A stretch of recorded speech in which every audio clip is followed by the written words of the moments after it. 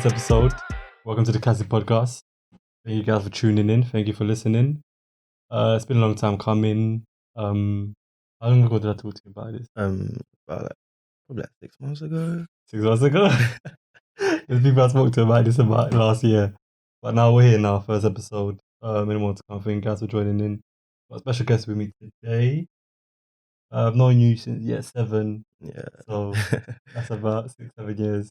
Yeah. 8 years. Joseph here with me. Rich and broke, indeed. Yeah. As soon as he walked in, I saw the top. I was like, wait a minute. This guy didn't come in here with brand new merch. I have to. Come on. When's this one dropping? This one's coming end of July. Along with another t-shirt as well. End of July. So keep your eye out for that one. What other colours you got in there? I got a grey stone washed t-shirt as well. Yeah. So You're hitting it. Black, grey. Yeah. So 11 left. When did you start? Or was that college time or uni? I think it was end of year, towards the end of year 13, me and my partner, Miss Simi, we started just wanting to create different clothing for ourselves. So we had this little manufacturer who was local in Charlton actually. Yeah.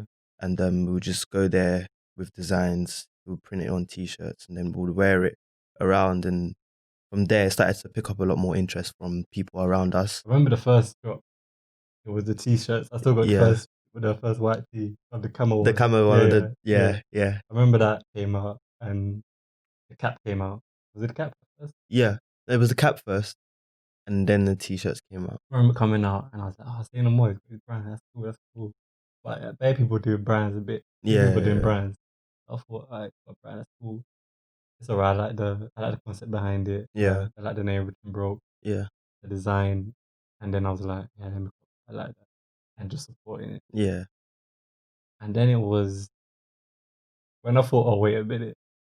This is not, he's not just doing the brand. This is, there's something going on here. It was when you posted a picture, it was a while ago now. You posted a picture, you was wearing a red jumper.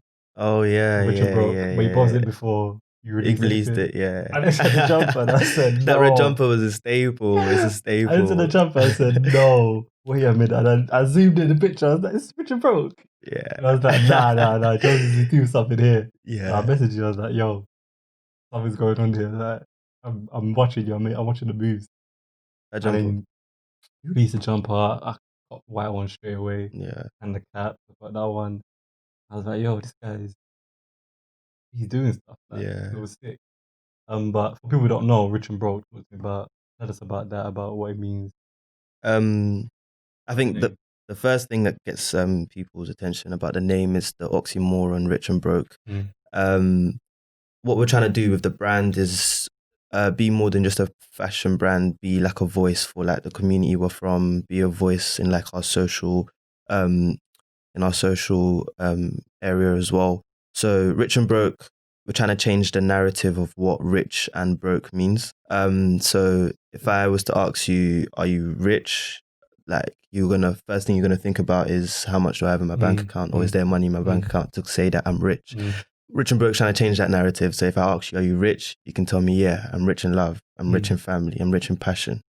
And I think that's what we want to push forward as a brand, to be rich in something aside from monetary value. At the end of the day, money makes the world go around, but it's love that makes everything. The love for the things that you do is what makes, what really makes people and what makes brands and what makes businesses. It's funny you said that, because I remember one time, I don't remember what I was watching, what I was doing, but it was a while ago. I was just watching something that made me think about what we perceive as rich and what we perceive as like high class and things like that. And Chris Rock has a joke about it as well. There's a joke about it as well. He says, black people ain't rich. I mean, black people ain't. Oh no. He says black people are rich, but we're not wealthy. Black people are rich. Something along the lines, I'm paraphrasing, but he said black people are rich, we're not wealthy. Yeah. He said there's no wealthy black people in the world. Wealth is something different. Wealth is different from rich. Your kids. I've got something for them. Yeah. Riches, like, you can lose that Yeah. That's a in legacy. a few months. Yeah. Yeah. Wealth is something entirely different. So I was thinking about that, and I was just thinking about me, how that is personally for me. Yeah. And I remember I was like, can I call myself rich? And I Mm. was thinking, can I call myself rich? And I was thinking to myself, I can, because rich isn't, like you said, it's not Always how money. much you have in your bank account or Yeah. what you've got in your wallet. It's something deeper. So I thought I can call myself rich. Yeah. But then I was still, I was still battling what I had learned is that rich is when you've got so much cash and money. Yeah. But after a while, I thought exactly that. I thought rich isn't. It's not what you've got, how much you like, how much you got. Is how you feel, how you think, how you carry yourself. Yeah. The things you love, like you said. Exactly. How much effort you put into the things that you do. And it's funny you said that, because it took me back to that, and I was thinking, I was saying about when you're growing up, especially how we've grown up, where we've grown up. It's like a part of you. You're learning from what you see on TV or around you. Yeah, or around you, basically. So what you see on TV was rich people, but they only showed the money. Yeah. The nice cars, the houses. So it's a lot of not forgetting, but unlearning what you've brought up to be understood as what it is. Yeah, definitely. I think that's one thing we're trying to change as well, because it's like when where we're from, like Southeast London, it's not the best of areas. It's quite a very poor area in London, in the UK. So a lot of the things that people want to do is get money to get out. But a lot... I can vouch for myself. Can't even tell you was, and it's how can I get out of it? Yeah, it's like coming out of... When you're in that bubble, it's very hard to step out of it and just think, what am I getting money for? And I feel like once you step out of that bubble and have that kind of perspective, as in, what am I getting money for? It kind of changes what your rich is about. I want to get money so I can do this. I want to get money so I can build here. I want to get money so I can invest in so and so. And I feel like for a lot of our generation, that is starting to happen. People are starting to build businesses based on what they like doing, what they enjoy doing. People aren't just going to uni anymore because parents told them to, or that's the traditional way to go about things. People are actually chasing their passion, starting food businesses, starting hair businesses, makeup and stuff like that. And you know, I feel like our generation is becoming quite an entrepreneurial generation, and which I feel like is great in building like a Black community of business owners, entrepreneurs, and like that's going to set a high bar for the generations to come. And I feel like that will help burst that bubble of get money, get out of the hood. Yeah, that was something I was... it was a mentality I had for a long while, is how do I... I was just thinking, how do I get out of it? You're not the only one, man. Especially where I live, I'm like, how do I get out of here? Like, yeah, man. And it was one of the biggest problems, I feel like you said, I feel like we are going somewhere, and in 10, 20, like when we have kids, when our kids have kids, I feel like it's going to be a much different environment than what we have now, especially in the areas that we live in. But one of the biggest problems I feel like for us right now and for people before us is all we knew is what we see. All we knew is the area that we're in. Yeah, man. I remember I grew up in Charlton, in South London, Charlton, and I remember like every day after school, like primary school, go home, throw my bag on the floor, go out, go play football with like the guys from the block. And sometimes we go to Charlton Park. Yeah. And it's funny because when you go up to Charlton Park, there's with the entrance you go up there, you go into, on the sign of the thing it says Charlton Village. It says Charlton Village on the sign. And I used to walk past it every day. I would go to football, play there every day. And I would always read Charlton Village. But I didn't think of it. I just glanced past it every day. Yeah. And then I forgot how old I was when I first went into like central London. I was maybe at 12, 13. I forgot how old. Well, I was young. I'm walking through central London now. And I'm seeing like tall glass buildings. And I'm like, wait a minute. Because if you told me, if you asked me where do I live, I would be like, London, I live London, London city, like London is the city. But I go to central London, I see. Different from Charlton Village. I'm like, wait a minute, like, is this a city? Because Charlton Village is not like this. Yeah. And I'll be like, fam, that's what I said to myself, like, I don't live in London City, like, I live in the villages. I live in like London villages. Like, it tells us Charlton Village. Like, I don't think that was a mistake. Nah. Like, there's nowhere in the hood it says somewhere like Charlton City or something. Like, I feel like there's, I feel like people say like there's certain people who do certain things that they pay attention to detail. I feel like there's a reason why that part in that area is called Charlton Village. Yeah. I don't see any Westminster City in where we live. And I remember I saw all buildings, glass buildings. I was like, fam, this is the city. And then I'll go back to Charlton Village and I'll see what I see. And I'm like, yeah. but that's the biggest problem, is that people don't go beyond the hood. Like, the furthest I'll travel is 30 minutes, an hour away. And it's like, when you see more, you realize that it's like, you can't help but realize there's more to life. There's so much more than your postcode and your boy's postcode that lives the other way. Yeah. And the school that lives on the other side. Yeah. There's so much more. And it's funny. I feel like that's what, at this point, like, I have little cousins that I sometimes take out, and when I take them out, I'm going Central London, I'm going to the city, I'm going Covent Garden, I'm showing them something else other than, because I can take them to the cinema around the corner, they can do that every day. Yeah. But I'm going there somewhere where they don't go every day. No one was taking me Central London every day. I didn't know anyone that worked in Central London. Yeah. So I feel like right now, for especially young kids, like early adolescents, I feel like that's the biggest thing, trying to show them that there's more than just what's around you. Yeah, 100%. It's funny you said that. We recently made a bomber jacket called Road to Riches. Yeah. And on the jacket, it has a badge here that has our postcode on it. Yeah, I remember seeing you. It has our postcode on it, SC18 Road to Riches. And I think the concepts behind that bomber jacket is exactly what we're talking about. It's like growing up in a community where, like, you basically have a community mom, a community father, a community playground, whatever. So a lot of things are just like around you, and it's accessible, and it makes you kind of like want to stay there. Your secondary school, your primary school, 30 minutes, 20 minutes away. Your local church, 10, 15 minutes away. And so that when you grow up in somewhere like that, it's very hard to see beyond like other areas. So like when you mentioned going into London for the first time, it's just like, damn, there's so much more to my hood. There's so much more to my little community. And Road to Riches is the bomber jacket is like trying to represent that.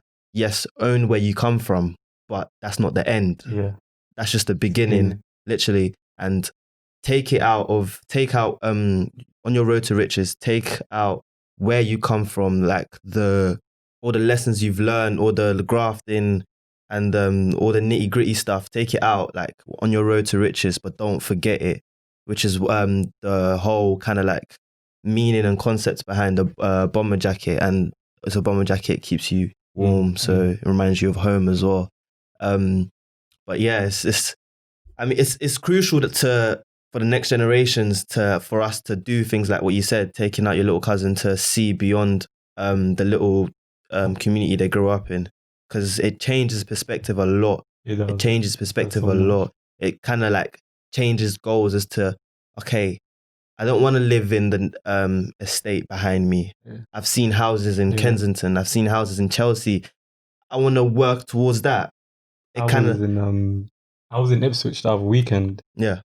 And that's the first time I've been in Ipswich. Not the first time I've been outside London, but it's the first time I've been to Ipswich. And first of all, I was surprised how close it was. It was like an hour on a train. Oh, really? Yeah, I was mad shocked. And I was around, and I went to some natural reserve parks, some nature stuff. Yeah.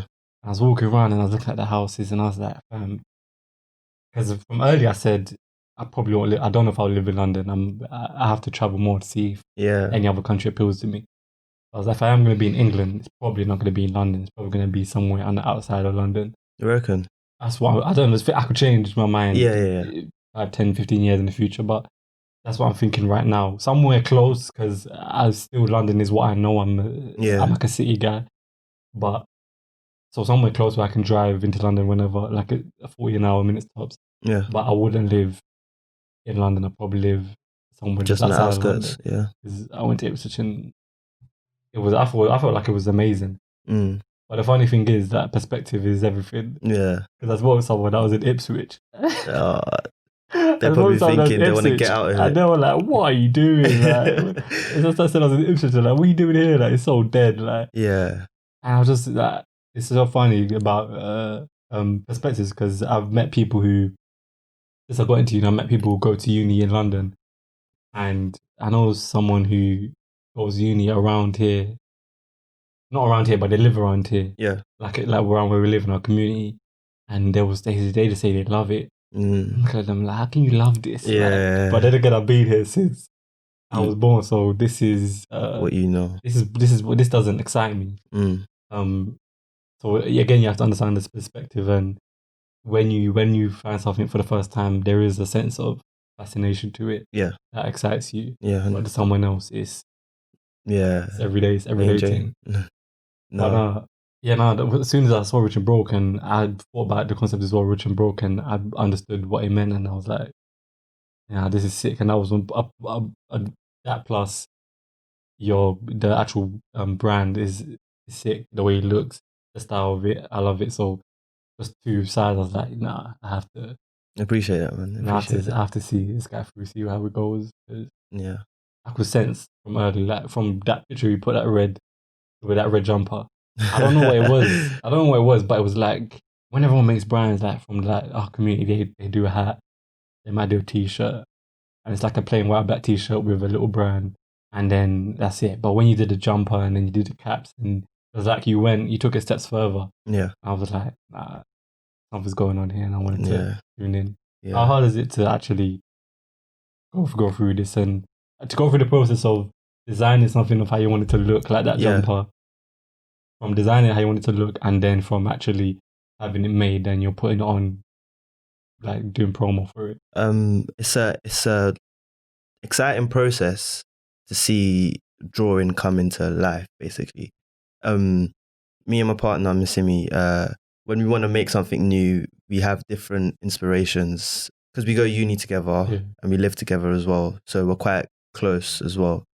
He also went Woolwich Poly and known him for a good 6-7 years as well. So our ideas and our inspiration kind of come from two different places, even though we're together a lot of the time. He's very, very, very good with graphics and very good at making like designs and stuff like that. Yeah. So he's a graphic designer. He's a jack of all trades. He does a lot. But yeah, so if an inspiration or a concept comes into my mind, I'll relay this to him. We have a conversation about it.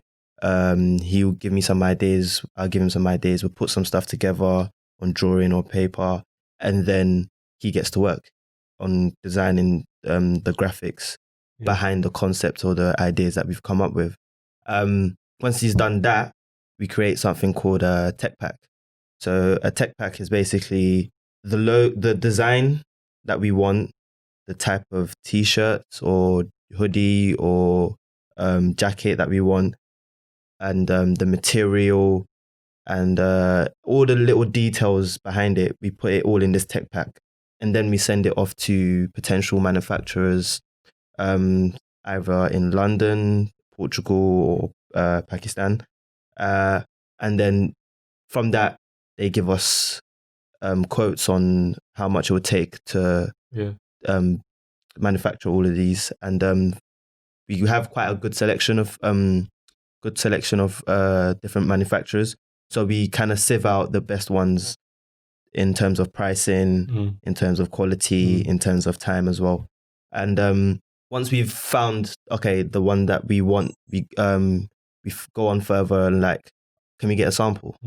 And this t-shirt you're seeing right now is a sample of what's to come. And a lot of the time, the sample is like the pinnacle in the actually going ahead with the idea. So once we get the sample back, Any adjustments that need to be made, we make them. Any improvements, we give it to them. Sometimes you do have a barrier of like timing and stuff like that, which can be a problem, but we kind of got to make up for that once the stuff comes out. So we've got our samples now, send it back saying, okay, make these improvements, make these adjustments. And then we can say, okay, let's do the bulk order. And then, from there we have the bulk order will come in, and then we start doing promo, start doing marketing. And one thing we really like to do is like for each kind of clothing item we have coming out, we like to have like a concept behind it. It's not just a t-shirt. There's meaning behind the t-shirt you're wearing. And we want to like... you do have different patterns of everything. We want like, so if you're wearing something, we want you to... Basically, you're wearing that t-shirt because you agree with our concept. It's not just because the design's nice. You also agree with what we mean or what we push forward as a brand. So we try to push that forward as well. So I think the bomber jackets we made, we had like a spoken word from a guy called AJ Articulates. Yeah, I remember. So he gave a spoken word about how what Rich and Broke means to him, and what the road to riches whole idea means to him as well. And that kind of pushed forward again the concept of the whole jacket as well, the whole jacket. So we pushed that forward as our marketing, and then from there we put it up on our website, and and you sell out. You go and follow me. You sell out. I'll see you post something, and I'll be like a few hours late, or a day late, 2 days late. And then I won't do it in the moment, but a couple of days later I'll come back to it, and the website will be like sold out. I'm like, what? And I'll message you like, nah, bro, it's gone. Because like, as soon like this sample, as it comes out now, I'm wearing it about. People are gonna be wanting to know what. So people are like waiting for the drop. Yeah, I'm waiting for now. It's in July, So in July. People are waiting for the drop. People are anticipating the drop. So it's kind of like smart in a way. Bringing it out like 2-3 weeks. And I'm the type of guy like, I like taking pictures. Like as soon as I saw the red jumper, I was like, yo. Where's this one coming out? I like taking pictures, so I'll probably take a picture, I'll put it on Instagram, people will inquire or whatever. So I know that, okay, there's good traffic behind this, what's coming out. So I'm comfortable that when this comes out, it's gonna reach numbers, it's gonna sell out, and it's man. Part of the plan. I can't wait for this one still. I'm liking this too still. Man. But it's cool. It's been a weird year. We should have done this back in like February. But coronavirus and that. How you been though with all of that? How you been doing? Have you been here in London, or were you? So half of it up until June. End of June, I've been mostly in Canterbury. Because I go to University of Kent. I've been mostly in Canterbury. I've been back and forth in London a bit, but it's been kind of tedious, and it's been kind of like an experience as well, because never before we've had to experience something like this. I said to my grandma, I was like, I was sitting there watching the news or something. And I said to her, like, after she came in, she was like in like 93 or something. So she came from like Rwanda, Kenya, Uganda. She's been all about them places. So she's seen stuff. I said to her, like, have you seen something like this? I just said, have you seen something like this? She was like, never in my life. Seriously? She was like, I've seen war. I've seen fights, but I've never seen anything like this. I was like, nah, this literally... No, it really, really changed the world, man. Like, kids are going to be learning about this. Like, 100%. What happened in 2020? It's such an L, because 2020, I was like, I'm starting this podcast. Oh my Everybody was like, new decade. 2020... Like, I feel like that's why. Because there was just so much due to happen in this year. Everyone's like, new decade, 2020, yo, I'm doing this. Yo, Olympics, March, Corona said, Euros. Nah, bro, I don't know what you think of doing. Cancelled everything. Relax. But how was the first few weeks of your lockdown? First few weeks was like, kind of like out of my normal routine. So it was weird. It was annoying. Like, I would sleep at later times, knowing that I didn't have to wake up early for lectures and stuff like that. So it kind of disrupted my normal routine, and it was hard to stay disciplined. So the first 2 weeks were shambles, but after the first 2 weeks, we kind of made a routine for ourselves. So What's funny is that first 2 weeks I knocked out at the park. First 2 weeks I was like, what? This is coronavirus. This is lockdown. I was waking up. I was doing the workout, doing a bit of a stretch. Because I was still doing the assignments then. So I'd eat breakfast and do. I had a schedule eat breakfast, do some work, go on Zoom, call Zoom lectures and that, whatever it may be. Eat lunch. Might do another workout if I feel good. If I feel good, feel like it, I'll do another one. Yeah. Might have a nap, chill, and then not even 2 weeks, about a week and a half. I was like, nah, it's long. Can't go do this anymore. And after 2 weeks, it was like.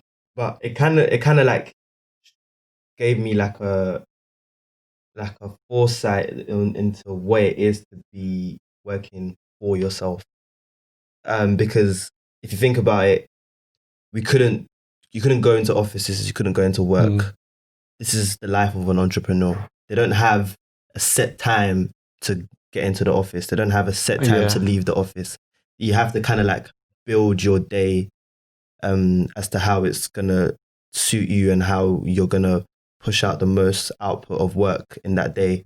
So it kind of showed me that it requires a lot of discipline to work for yourself. Yeah.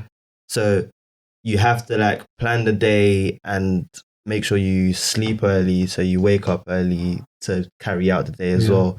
So it was a foresight into like what it requires to be an entrepreneur, and it's not as easy as it seems. It requires a lot of discipline. I'll say that for sure. How big was the block for you in with Rich and Broke, and how did you have a lot of setbacks? Or we had a huge setback because the bomber jackets that came out were supposed to come out in March, but when the coronavirus lockdown stuff started happening, we couldn't get it imported in time.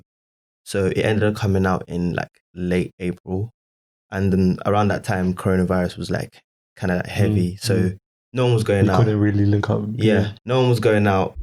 No one really had a need to buy a bomber jacket.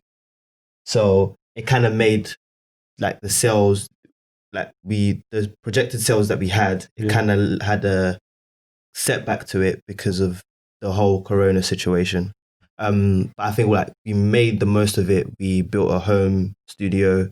Yeah. We bought a lighting box from Amazon. We bought a white backdrop from Amazon as well.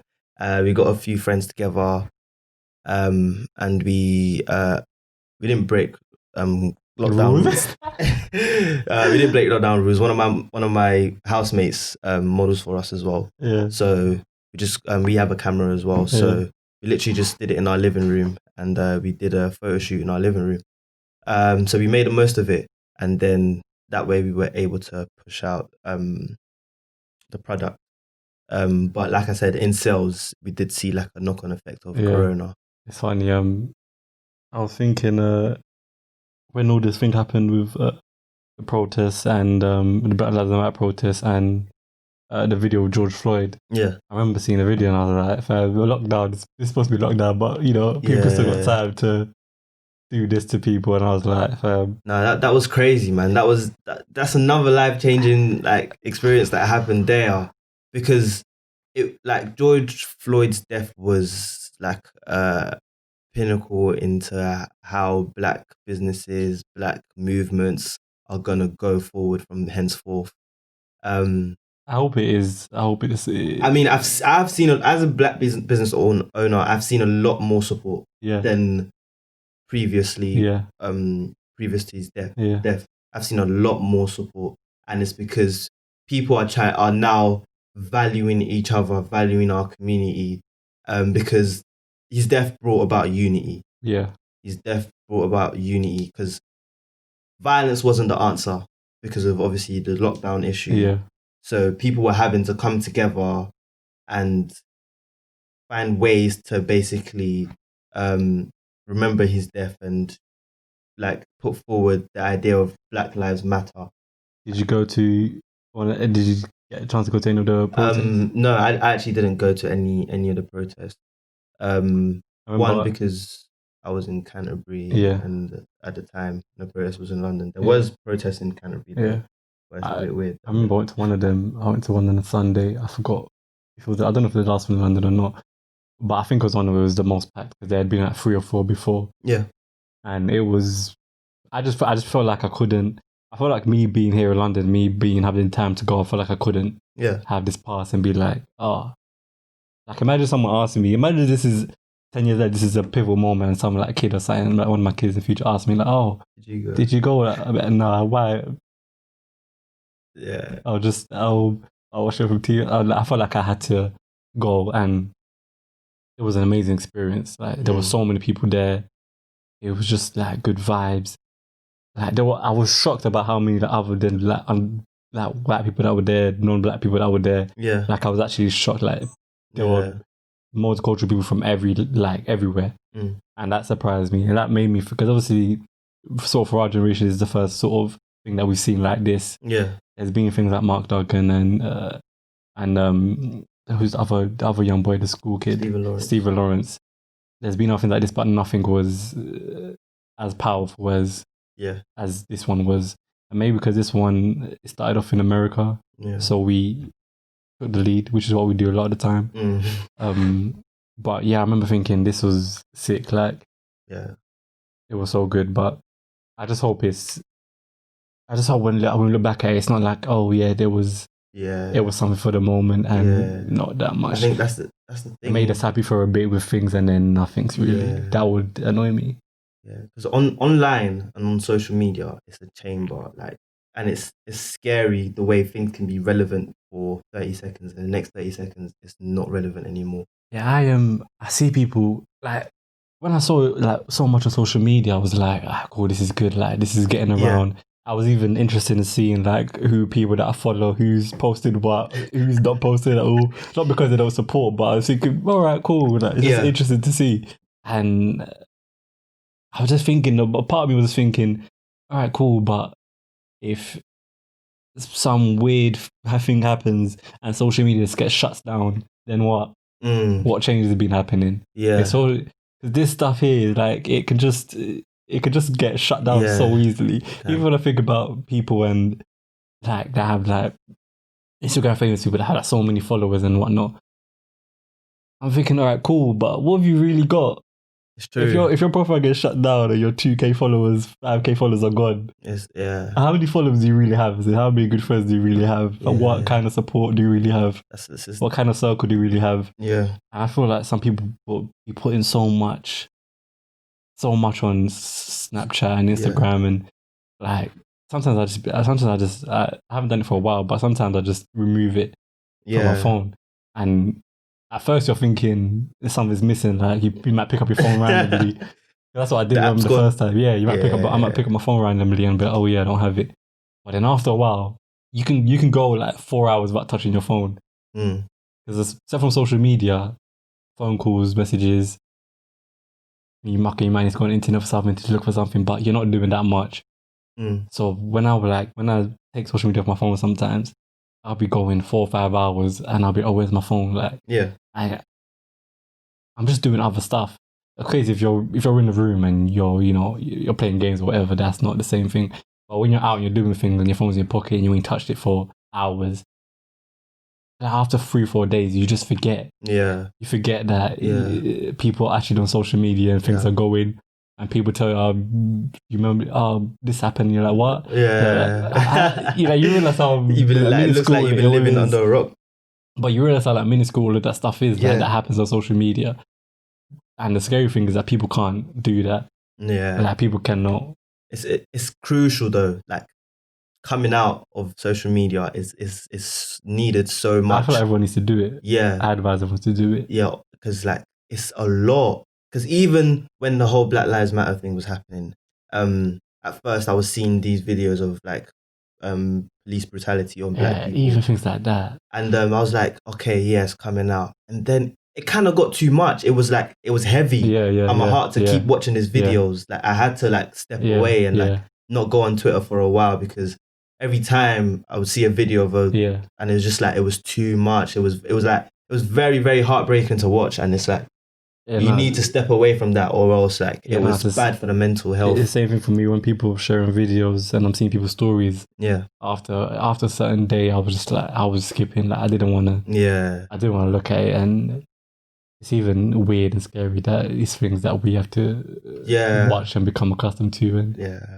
it goes to show how much media plays an effect on this whole thing, because a lot of the videos that came up were not recent. They were they've been there, but because it's relevant now, they're coming to surface, and it's just this is what us as Black people have to be watching. It's I don't even have as pessimistic as it sounds, I don't even have hope for us lot, for our generation. It's not for the people that are in power now.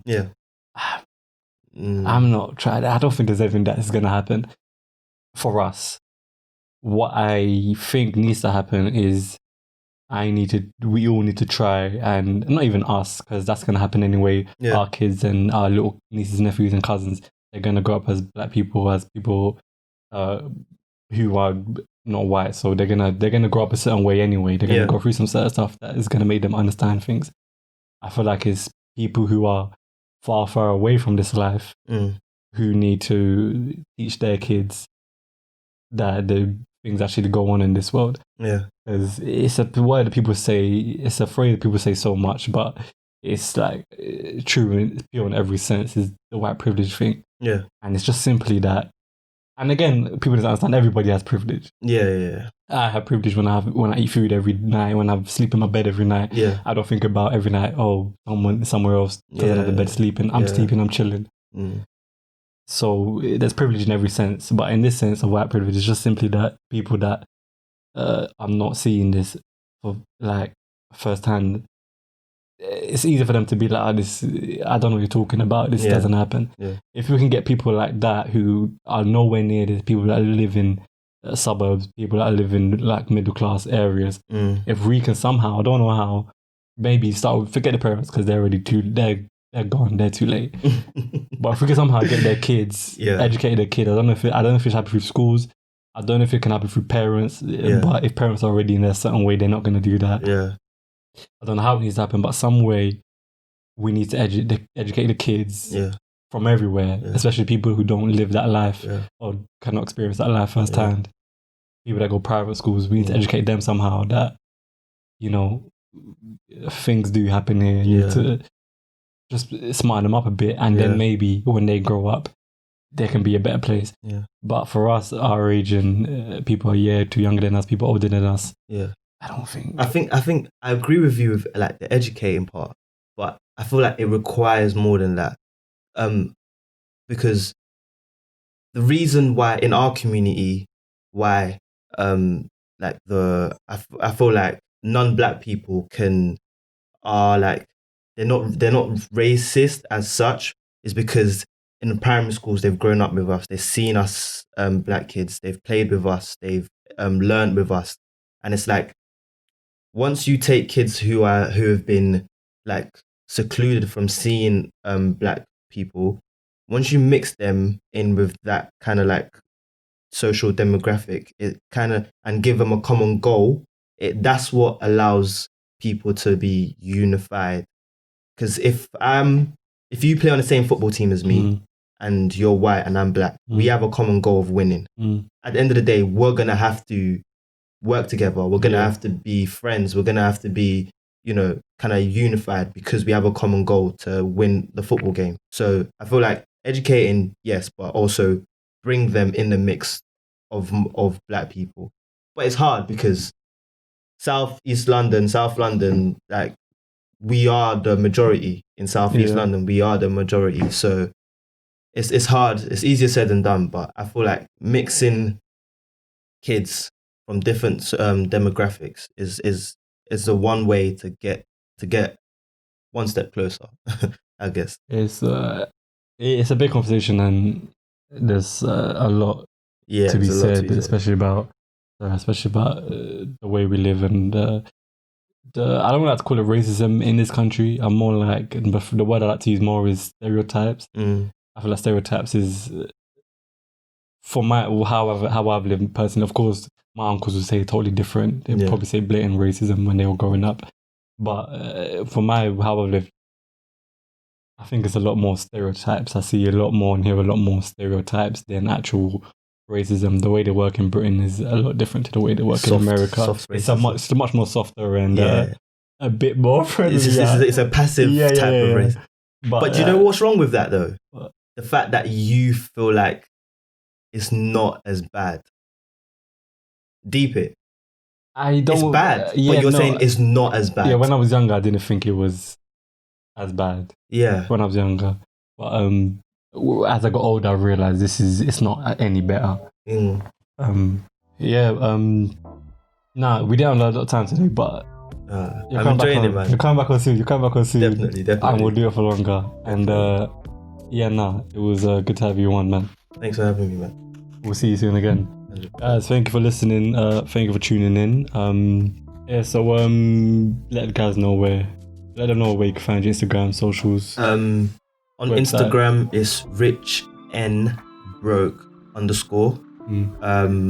On Snapchat as well, you can buy our merchandise on www.RichNBrokeClothing.co.uk. If you want to follow me as well, my Instagram handle is RNB_. Nice. Guys, make sure you follow the Instagram, the socials, the Kasi Podcast, Twitter, Facebook, Instagram. Yeah, that. We're gonna have YouTube. Subscribe to our YouTube account, the Kasi Podcast. But yeah, thank you guys for tuning in, and we won't keep you any longer. Have a good morning, have a good night, have a good day. Yeah, stay sweet, stay safe, stay street.